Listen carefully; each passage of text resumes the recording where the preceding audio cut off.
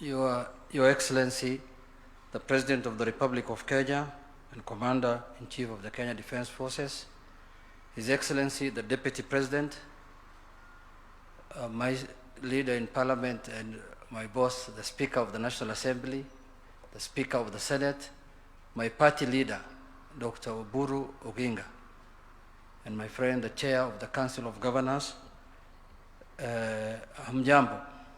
Good morning. Your Excellency, I am very happy and proud to be here today for this event because, Your Excellency, as you are aware,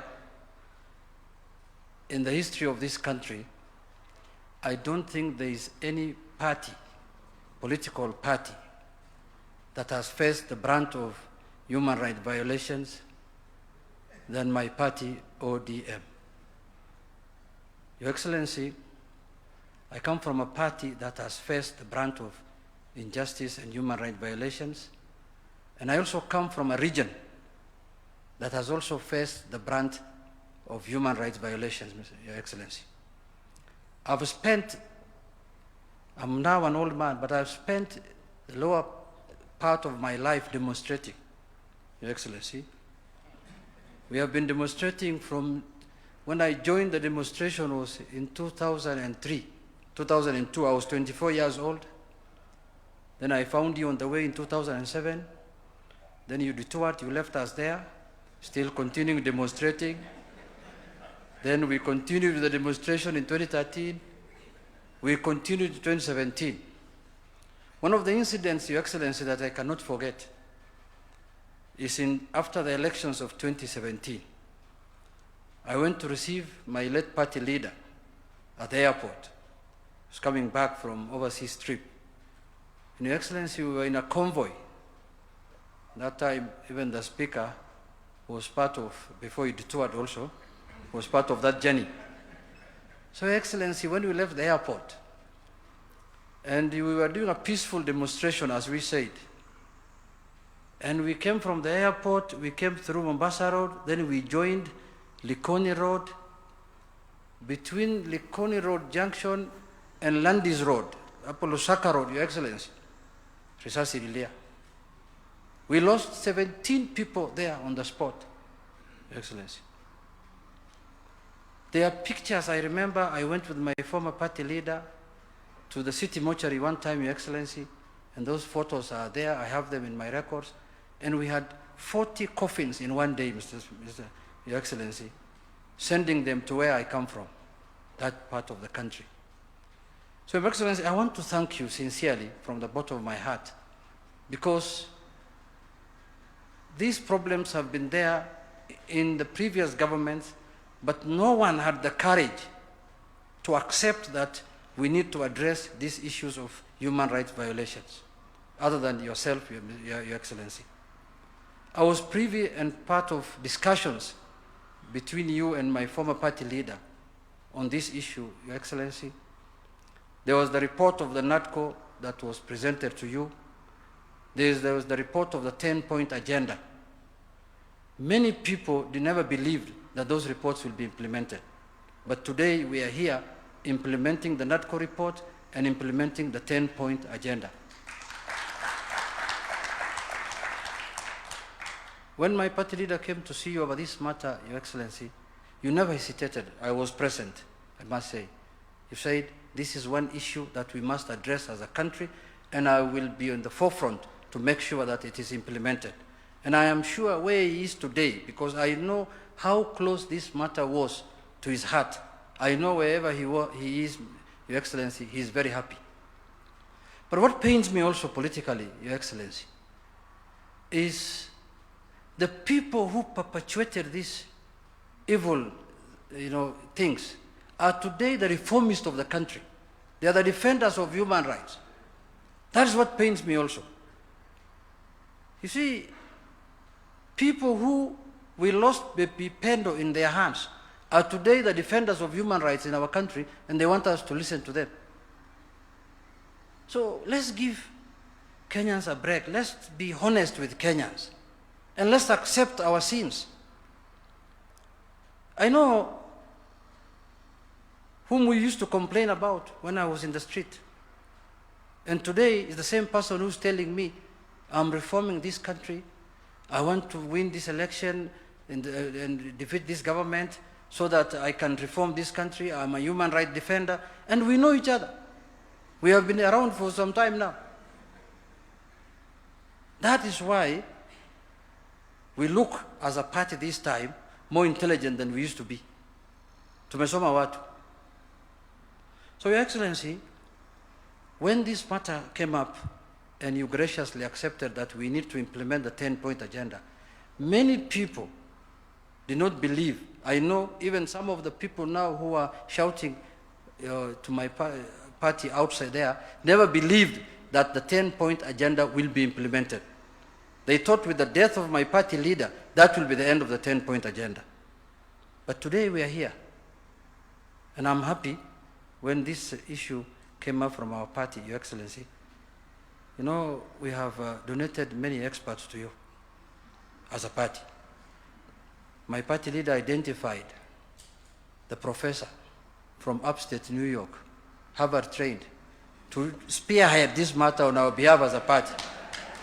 And you could see the English, Your Excellency, I'm speaking, and he's the one who spoke. Your Excellency. So and then also, I am very happy that the Kenya National Human Rights is led by someone, Your Excellency, whom I have been demonstrating in Migori with her mother, her brother, her sister. She was working for the United Nations, but I was demonstrating with her mother in the town. So I'm happy now she knows what her mother has gone through. And I'm happy that she's the one now implementing. I am very excited about that also. So with those few remarks, Your Excellency, I want to thank you so much. We will support as Parliament any efforts that will make the next demonstrations to be peaceful, to be within the law and within the Constitution. We will support as leaders, as party, and as Parliament, Your Excellency, because I will support demonstrations peacefully, because I don't want to lose demonstrations as ODM going forward. Even in the next 50 years, I want to still keep it. But I want it now to become more peaceful, more orderly, and more constitutional. Thank you, Your Excellency.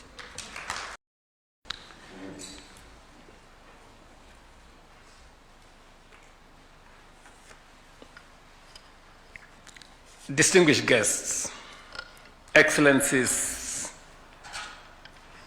ladies and gentlemen, this is historic as it is consequential. This is a very significant moment and a solemn one at that. It is solemn because today we seek to make amends for harms that have never been truly repaid. No compensation can restore a life lost. No reparation can fully erase the pain of a parent who buried a child, a spouse who lost a partner, or a family forever changed by tragedy. It is also solemn because I wish that our late brother, the statesman Raila Odinga, was here with us today. But I want to thank his brother, now party leader of ODM, Dr. Oburu Oginga, for making it to this function. And party leader, I want to apologize for the late notification for this meeting. Although you have spoken and made a statement that is more profound than those who prepared to come for this meeting.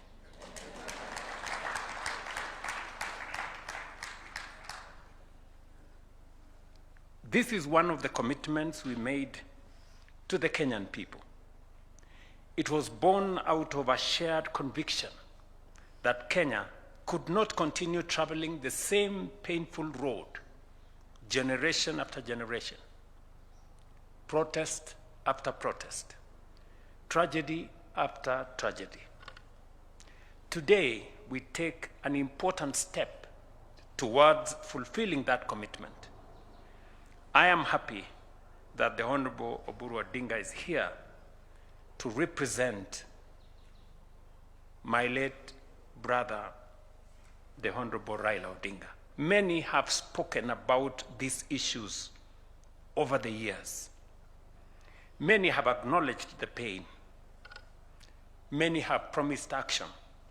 Today, however, we move beyond words.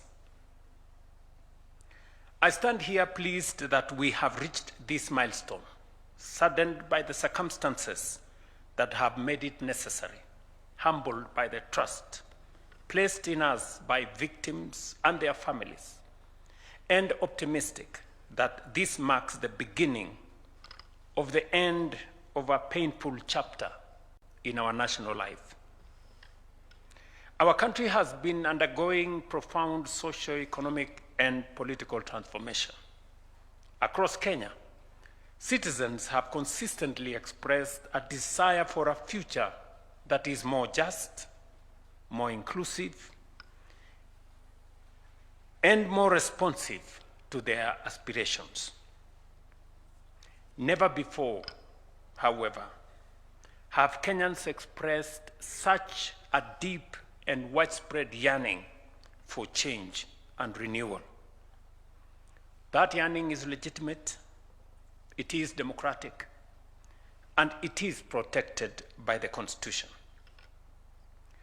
The right to assemble, demonstrate, picket, and petition under Article 37 is not a favor from the state. It is a constitutional guarantee.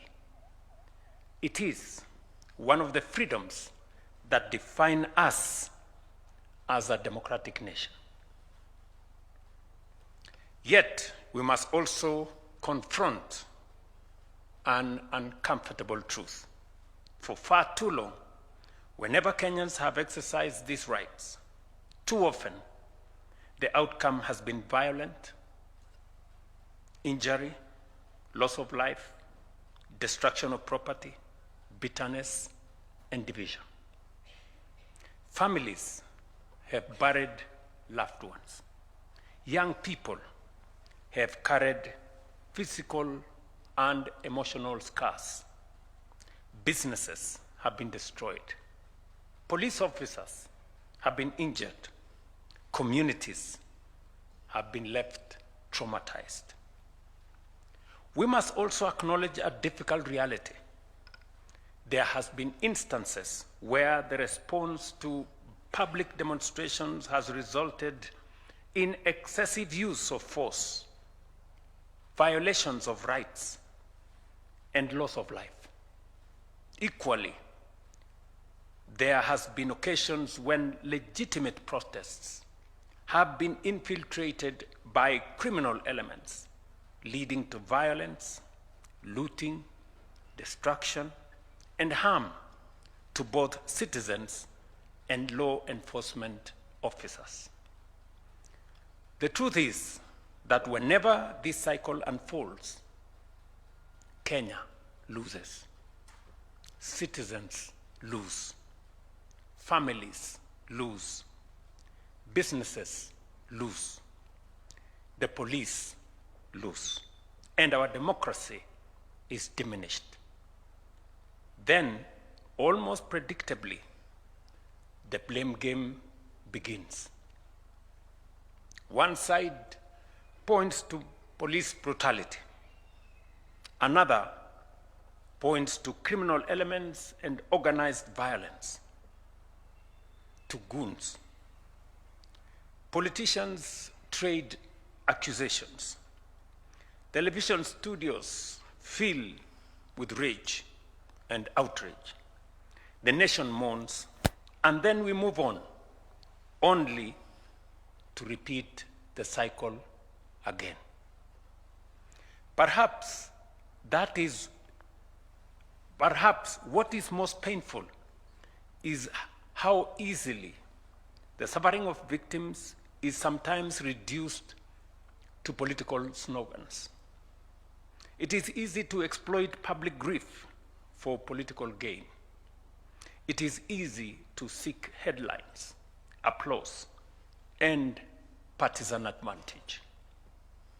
What is much harder is to sit with the families who have lost loved ones, to listen to those carrying physical and emotional wounds years after the cameras have left, to comfort those whose businesses were destroyed, whose livelihoods disappeared, and whose futures were altered forever. That is why we must resist the temptation to turn national tragedy into political theater. The lives of Kenyans are too precious, the wounds too deep, for us to treat them as instruments of political competition. For decades, successive political generations have condemned these tragedies without fundamentally resolving them. I understand why. It is not easy to confront such issues. If you act, you are criticized. If you do not act, you are criticized. You are, in many ways and in many respects, damned if you do and damned if you don't. But there comes a point when a nation must choose action over hesitation. There comes a point when the cost of doing nothing becomes greater than the cost of trying to do something. Leadership is not about choosing what is comfortable. It is about choosing what is necessary. And so, we have chosen to act, not for ourselves, not for political advantage, but for Kenya. Our commitment is not in words alone. It is also in deeds. I remember very well when we discussed this both in the NADCO framework and also in the 10-point agenda UDA-ODM framework. And I remember the occasion that has been spoken to by the Honorable Junet and the Honorable Oburu, when I had occasion with the late Prime Minister Raila Odinga. And when I told him that I had made the decision because of the consultations we had had, that it was time to compensate the victims and to set up a framework for reparations.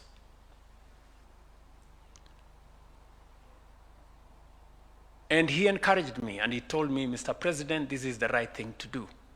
And let's do it now. I remember also that subsequently, when I issued the proclamation, Professor Makau here, who rarely asks for my time, asked for an opportunity to see me. And he came and we sat down, I think somewhere in there, here, and he told me, Mr. President, I never knew that you would agree to do this. Because in many respects, it amounts to admission by you and government. And so I told him, we have buried our heads in the sand for far too long. And it's time for us as a nation, and for me as the leader of the nation, to stand up, own up, and do something about it.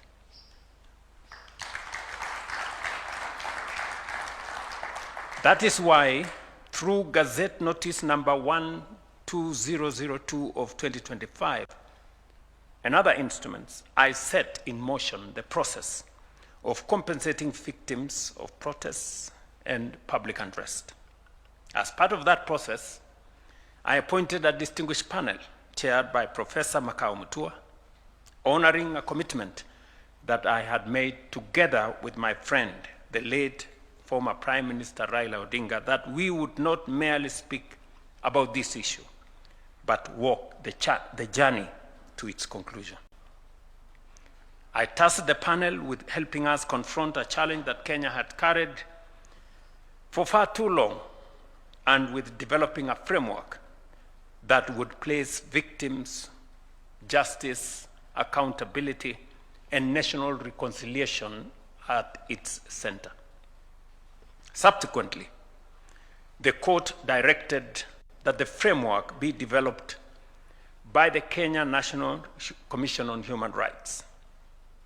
And that is why today we gather to launch the fruit of that work. And as was said earlier, I subsequently issued Presidential Proclamation number 1 of 2026 in accordance with Article 2542 of the Constitution, charging the Kenya National Human Commission on Human Rights with the responsibility of developing and submitting a framework to guide the provision of compensation for victims of human rights violations, including those arising from public protests. The proclamation was subsequently published as Kenya Gazette number 3114.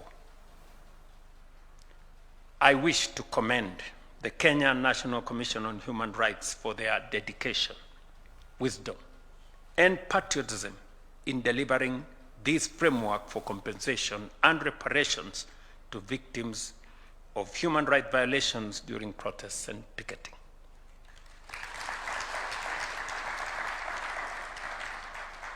Madam Clarice Oganga and your team, you have discharged this responsibility in honor of those who have suffered this injustice and to the benefit of the nation, not an individual, not a group of individuals. And I want to commend you. Your statement has been profound. I have listened very carefully on what you have had to say about this responsibility and mandate, and it has spoken to all the issues that would have required attention in this exercise. I also wish to commend Professor Mutua and the panel for their invaluable contribution to this process. Professor, again, and the panel, I want to say congratulations and thank you very much for making a contribution. Allow me to say,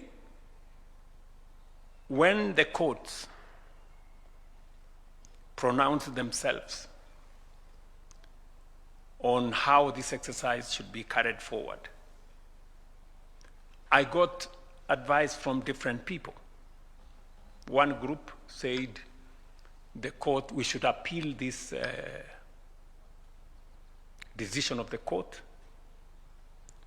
Another group said we should implement whatever the court has said in the interest of time. So when I assessed, to me, it didn't matter who did what, but it mattered to the victims and to the country that for once we try and resolve this issue. And I want to thank again Professor Makau, who came to consult with me. And we agreed with him that while it was okay for us to go to court and appeal, but we must also agree with the court, proceed with the process, so that Kenyans can for once know that we are committed to our word. This framework represents a major milestone in protecting the rights of those harmed during protests, advancing social reconciliation, providing redress for victims, and strengthening our democracy. As a demonstration of our commitment, we have already allocated Kenya shillings 2 billion towards compensation and reparation for those who have suffered verified harm arising from protests and unrest, including affected families, injured citizens, businesses lost, and law enforcement officers injured in the course of their duties. But let me be clear.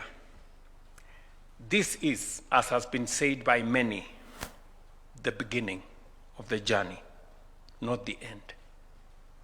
Let me also be clear about what these payments are and what they are not. They are not the price of life, of pain, or of loss. No amount of money could ever be. The Kenya shillings 2 billion we have committed cannot replace a son or a daughter. It cannot restore years and lot of trauma. It cannot fully compensate a family, a trader, or a community for all that has been taken away from them. What it does represent is the state's acknowledgement that harm occurred, that victims matter, and that a nation heals by tending to its wounds rather than pretending they do not exist. Nor is this redress a reward for violence, looting, criminality, or unlawful conduct.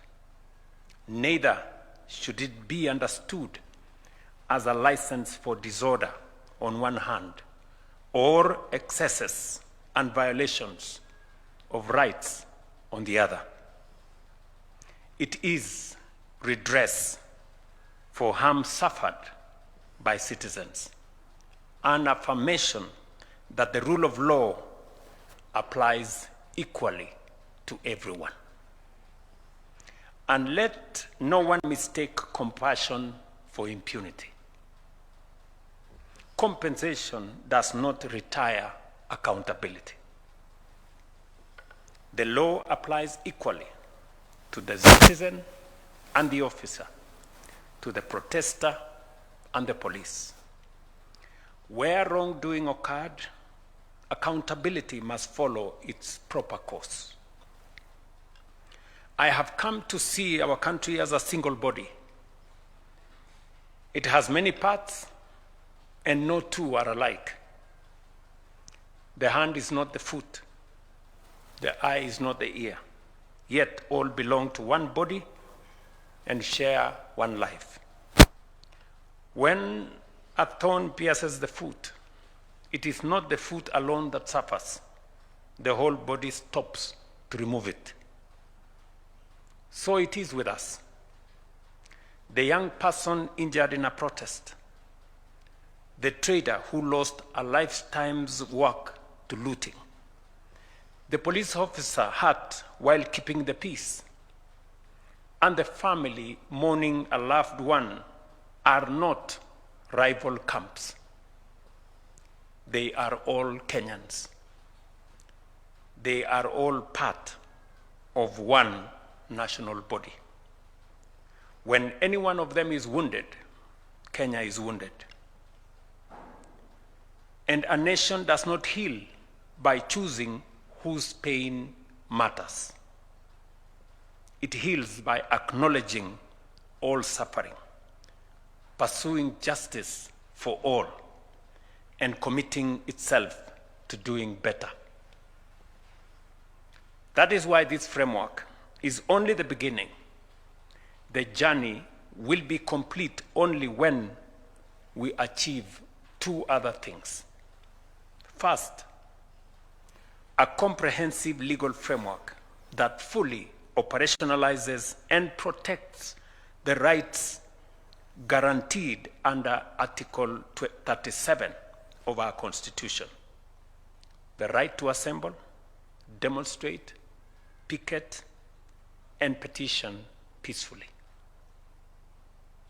I'm happy that the Kenya Human Rights Commission have undertaken to work with all the stakeholders to develop this law that will operationalize and protect the rights guaranteed under Article 37 of our Constitution. Secondly, to reform and have a training manual that reshape our police service and how they manage public demonstrations, ensuring professionalism, restraint, accountability, and respect for constitutional rights.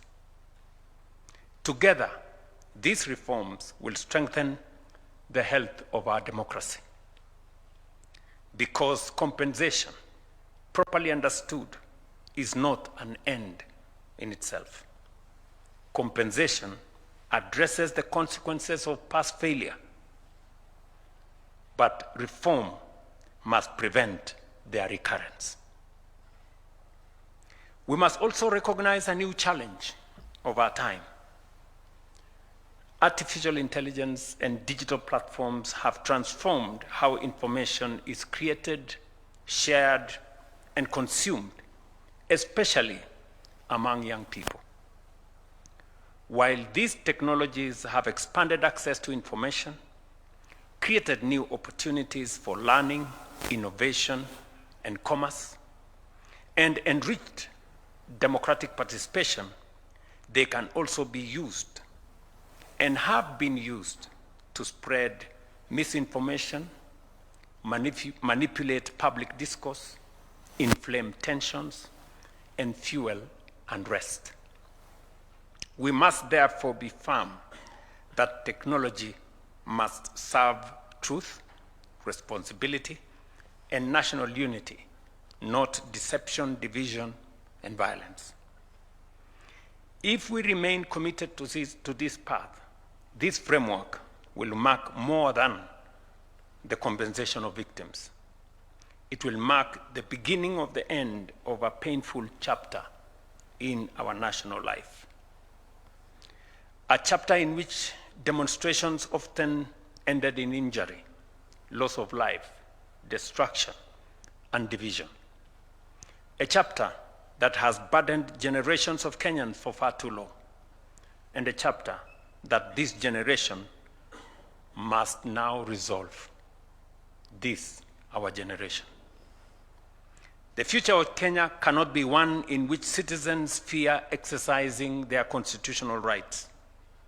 Neither can it be one in which legitimate grievances are hijacked by violence, criminality, destruction, and political opportunism, or met by excessive force and violation of constitutional rights. We must reject both extremes. We must protect the right to protest. We must protect life. We must protect property. And we must protect human dignity. And above all, we must remember that before we are protesters, police officers, traders, leaders, or activists, we are Kenyans. Today, we affirm that every life matters. Every victim deserves recognition, and every Kenyan has a right to exercise their constitutional freedoms without fear. Let us therefore hold fast our constitutional rights to peacefully assemble and to non-violence in how we engage one another as citizens, as leaders, or even with our security agencies. This is not an isolated act. I think many leaders here have spoken to how we move together and how sometimes we treat each other not so fairly. This act that we have decided as a nation that we must do, that we must confront what has harmed many people, made us to lose lives, made us to lose property, made us to create division. We must confront as a nation. And I say it is not an act in isolation.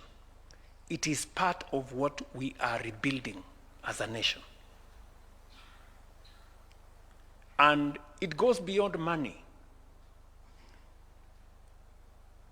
I have listened very carefully to the governor of Wajir. He was emotional today as he was emotional in Wajir. And because it speaks to how people feel. When I stood on the platform in Wajir on the 1st of June, and the emotion in the field, I saw tears in many leaders and many people in Wajir.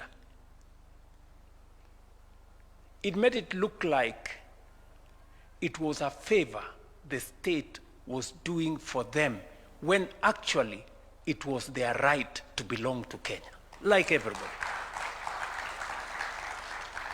They were so emotional about it, you would think we are giving them, or we are making them any favor. But it speaks to how people feel. I remember very well, when I say this is not an isolated incident, I remember very well when, I think it was on the 5th of February 2025, when I stood on the field there at Orahe Stadium in Wajir and signed the proclamation to remove all the encumbrances and the discrimination that was subjected to the people of northern Kenya especially, that made them look like secondary citizens or, citizens of a lesser class than the rest of Kenya. It wasn't about money. It was about dignity. It was about recognizing that there are wrongs that we have committed as a nation to fellow Kenyans, subjecting them, to treatment that went deep into their dignity. When I stood in Mandera and announced the construction of the road from Isiolo to Mandera, it was the same thing, that a whole part of Kenya, by policy, was relegated because of the policy that was said that there are parts of Kenya, section paper number 1, or was it number 10, of 1965, a policy document of government that said some parts of Kenya will be developed and others will not.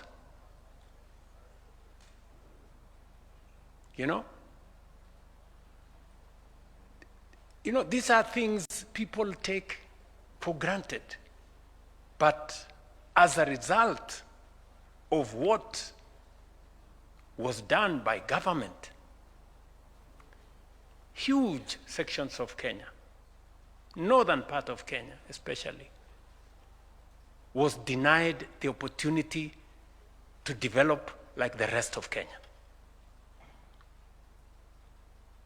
It is still the same thing.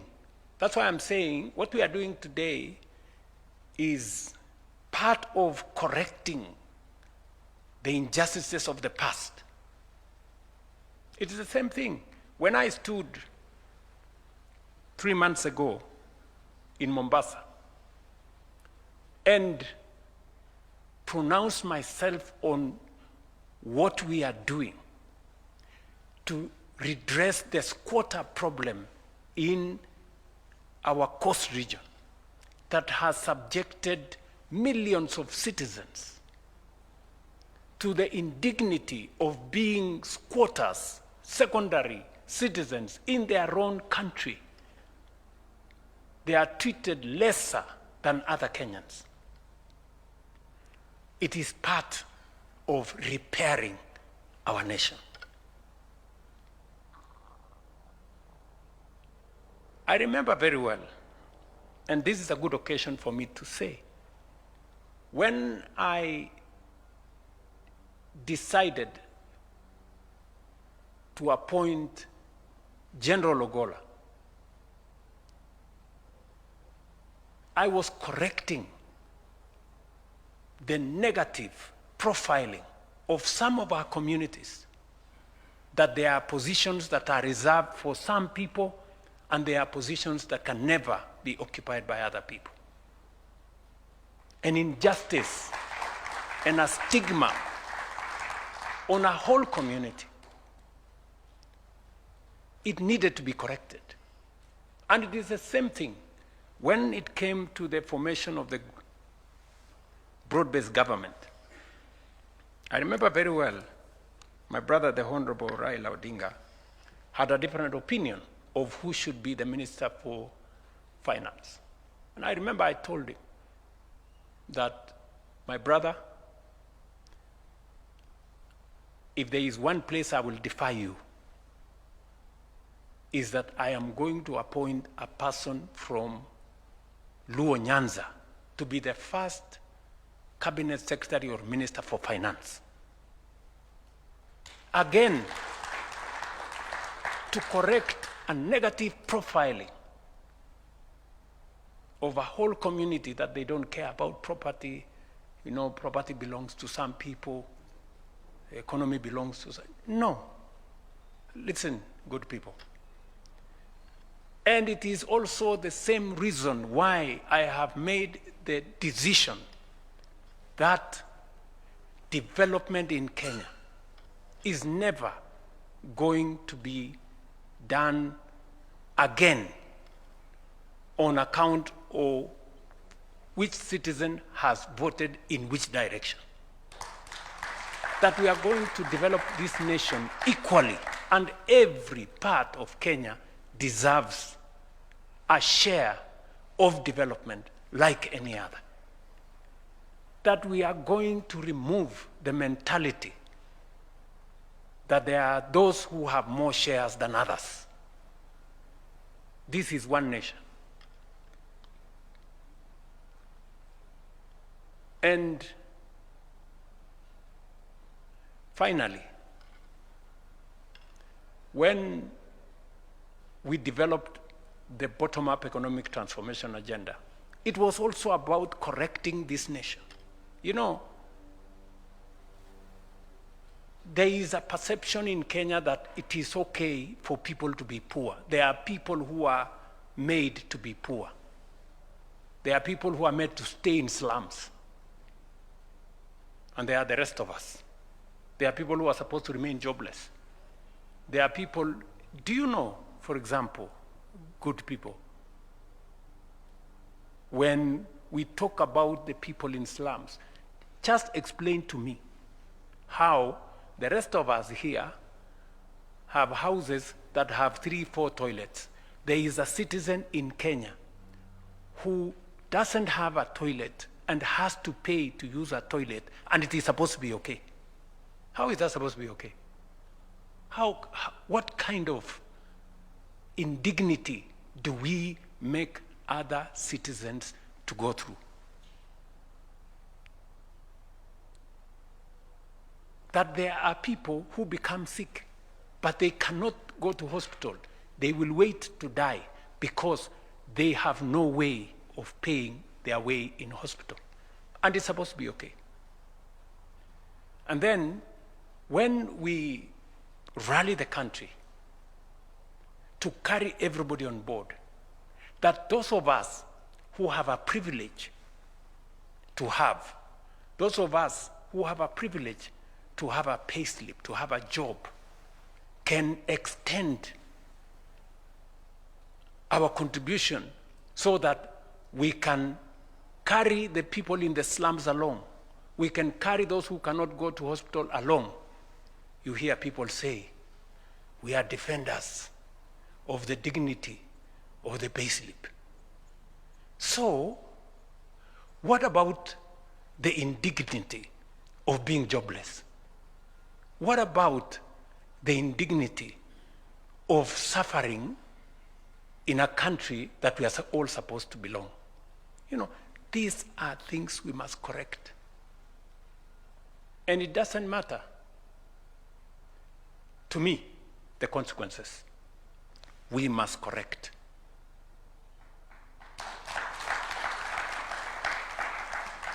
And so, this occasion, I said at the beginning, is a very solemn occasion. And it is a very consequential occasion. Part of why, my good party leader, part of why maybe you got a late invitation, and I thought about it this morning, was because this occasion originally was supposed to be a private occasion. It was supposed to be a small occasion for the commission to come and give me a report. But I said no. You know, there are people who don't know the consequence of this occasion. There are people who underestimate the consequence of this occasion. It is part of us getting and making peace with ourselves as a nation. And I really want to persuade us as leaders to lead from the front. Many people have spoken to how it is easy to dodge this kind of thing. You know, there are so many reports that have been done. You know, one good friend of mine told me, you know, if you go this journey, you could easily be taken to The Hague because you are actually admitting that your government and those others have committed crimes. But so be it. We must confront this occasion. I've had to make very difficult decisions, so this is no excuse. Let's make this one as well, so that we can take the nation forward. And I want to congratulate the Kenya Human Rights Commission. You have done a good job. You've really done a good job. I mean, when somebody does a good job, let us call it what it is. Carry forward. And I have listened to you very carefully, and you have said that we need to make resources available to you and your commission so that you can discharge your responsibility, because it is now almost a requirement that whatever it is we do, whether we are keeping the peace or we are running development, it must be in tandem with the rights of people. And so I agree with you, and I am very happy that you are making this request when everybody is sitting here. The people who appropriate money are sitting here. The people who work on a budget, they are sitting here. The executive is here. The deputy president is here.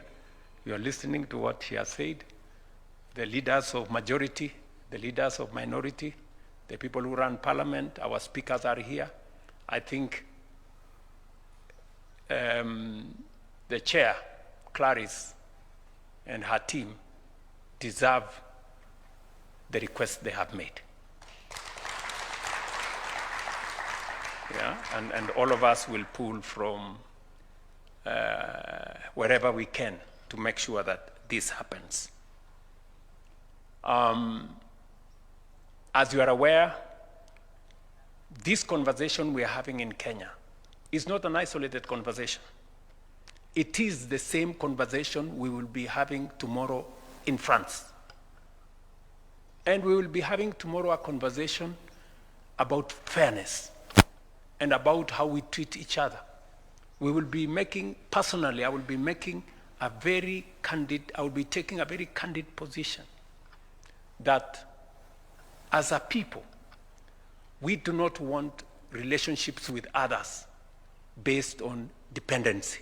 No, we want a relationship of sovereign equality.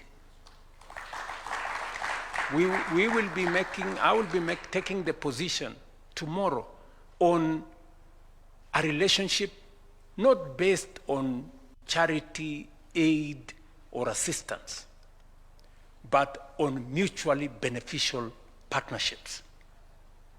Not a relationship based on extraction of our resources, but on investment that benefits us and benefits those who are investing.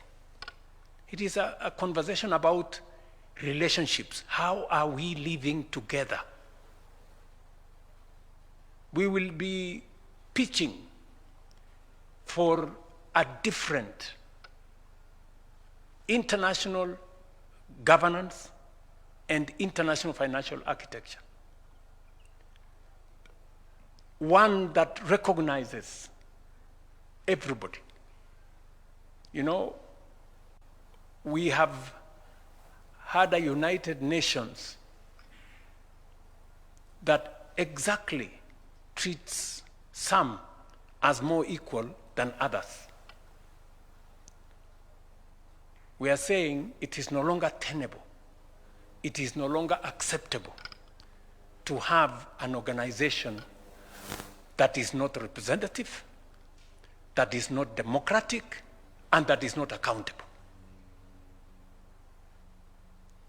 We're going to be taking a very firm position, and Kenya will lead the way on behalf of this continent.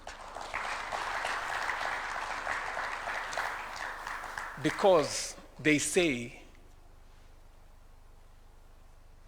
any injustice anywhere is injustice everywhere. And we do not be victims of that. I think there was a saying that when they came for I don't know who, you did nothing. Then they came for the next guy, and then when finally they came for you, there was nobody. So we have to take our position. And that is how we're going to relate. That's how we're going to build a much more fairer world as we build a much more fairer country. Ladies and gentlemen, let the measure of our success not be in how much we pay, but in how much we reform, so that the wounds we tend today are never inflicted again. That is the promise of this day. That is the responsibility of this generation. That is the Kenya we must build together. And this is my solemn commitment to the nation. May God bless you all, and may God bless our country, Kenya. Asanteni.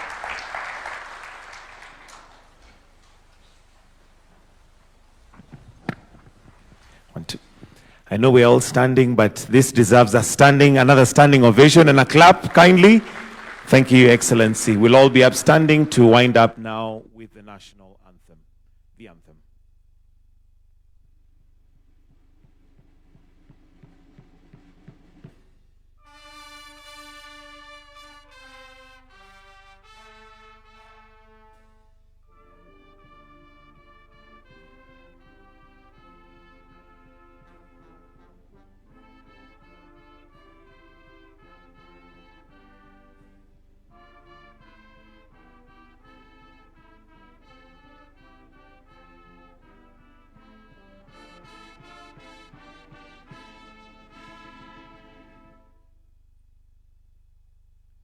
That brings us to the end of this session. Your Excellency, with your permission, will request one photo